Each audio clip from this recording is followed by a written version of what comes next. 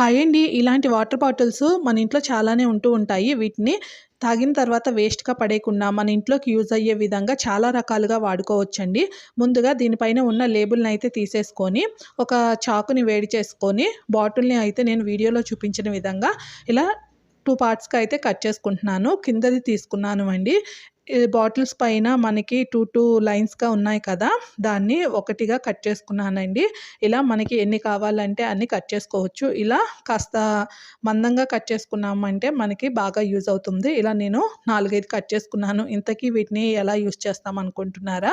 మనము ఇంట్లో విండోస్‌కి అలానే డోర్స్‌కి పెట్టుకునే కర్టన్స్‌కి ఈ మధ్య టై బ్యాగ్స్ అని పెడుతూ ఉన్నారండి. ఇలా లూజ్‌గా వదిలేయకుండా మనం పెట్టుకుంటే టై బ్యాగ్స్ నీట్‌గా ఉంటాయి.